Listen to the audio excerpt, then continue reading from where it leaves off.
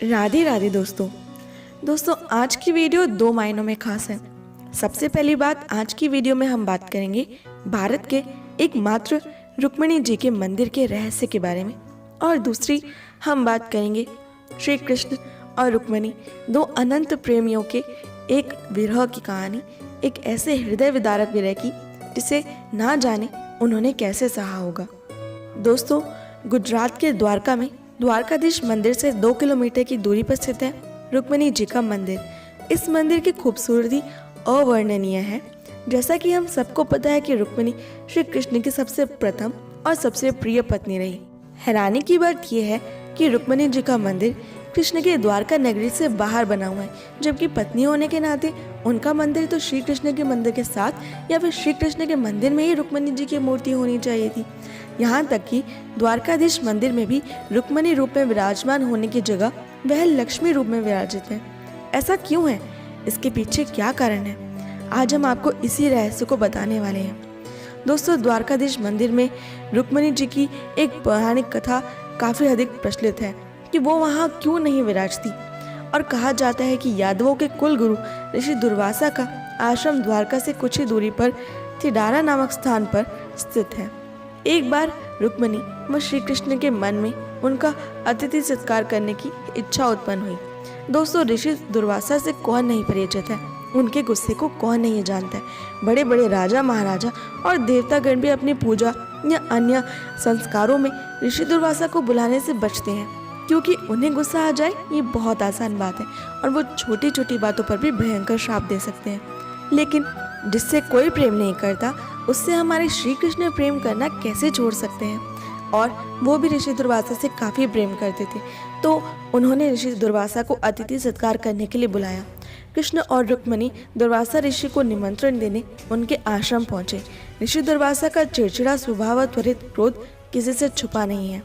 दुर्वासा ऋषि ने श्री कृष्ण और रुक्मिणी का निमंत्रण स्वीकार तो किया, किंतु एक शर्त भी रखी, और शर्त थी उन्हें ले जाने वाले रथ को ना घोड़े हाँकेंगे और ना ही कोई अन्य जानवर। उस रथ को केवल श्री कृष्ण व रुक्मिणी हाँकेंगे। कृष्ण व रुक्मिणी ने उनकी शर्त को खुशी खुशी स्वीकार कर लिया। क्या अद्भुत स्थिति बनी है ये देखिए। साक्षात श्री हरि नारायण और उनकी लक्ष्मी दोनों ही घोड़ों के रथ में घोड़ों की जगह रथ को हाँकने के लिए लग जाते हैं। अब क्योंकि रुक्मिणी जी रानी थी तो उन्हें रथ हाँकने का कोई अनुभव नहीं था।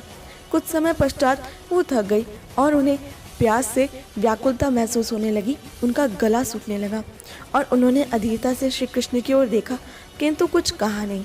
रुक्मिणी जी श्री कृष्ण की प्राण प्रिया हैं, इसलिए कृष्ण उनकी मनोदशा उनके चेहरे को देखकर ही समझ गए, और उन्होंने तुरंत अपने दाहिने चरण का अंगूठा धरती पर दबाया और वहीं से एक नदी प्रकट हो गई, जहाँ रुक्मिणी जी से एक बहुत बड़ी भूल हो जाती है।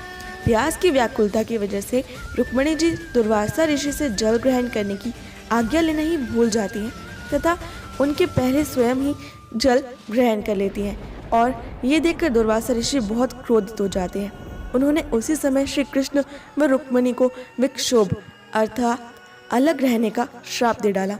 उन्होंने कहा कि 12 वर्षों के लिए तुम श्री कृष्ण से दूर रहोगी। इन 12 वर्षों में एक भी दिन ऐसा नहीं गया जब श्री कृष्ण ने अपनी रुक्मिणी को और रुक्मिणी जी ने अपने श्री कृष्ण को याद ना किया हो। रुक्मिणी जी इस दौरान वन में तपस्या करती रही और श्री कृष्ण अपनी रुक्मिणी के वापस लौट आने की प्रतीक्षा करते रहे, क्योंकि उनके बिना द्वारिका सूना था, श्री कृष्ण का हृदय भी सूना था।